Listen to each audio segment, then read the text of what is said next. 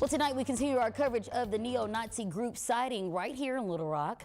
At THV 11, we brought you a closer look, including police interaction and 911 calls tied to the incident. Well, today, a local activist group took to the streets, exercising their First Amendment rights outside the state capitol in response.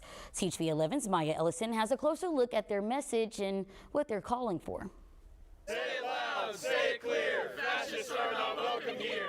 A small group gathered Sunday afternoon, and even in the cold, they made their presence known. The goal here is to gain more people out yelling about it. If the Nazis are coming out to march through our neighborhoods with guns and our response is silence, then that number of Nazis grows, and we can't have that. The Committee of Labor for Arkansas Workers, also known as CLAW, held an anti-fascist rally right outside the state capitol. It was a different scene from last week's neo-Nazi sighting right here in Little Rock. 911, what's the location of your emergency?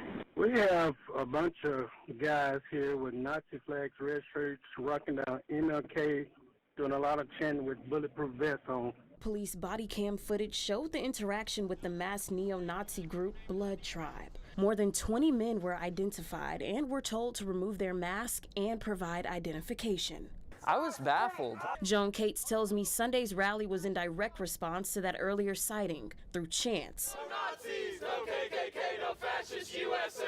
And signs. He explains that their goal is to send a message of progress. Get out in the streets. Tell the Nazis they're not welcome because, as they're saying, they back down when you stand up to them. We at THV 11 reached out to Governor Sanders' office for comment. They pointed us to the previous statement that we received. It says, quote, "Racism has no place in Arkansas, and I condemn this vile protest." They think that they are some kind of ruling class of society, but the sad thing is they're on the bottom. They're on the bottom with us. Kate says this won't be the last time the group makes its voice heard. He says they hope to continue reaching other communities and encouraging more people to get involved. And all that the people that came last week were trying to demonstrate was that they can withhold progress, they can slow it down, and we're showing that progress won't be slowed down, and you can violently protest progress, but progress happens. In Little Rock, Maya Ellison, THV 11 News.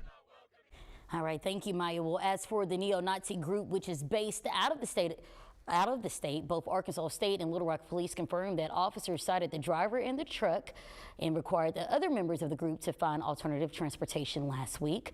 No additional sightings have been reported.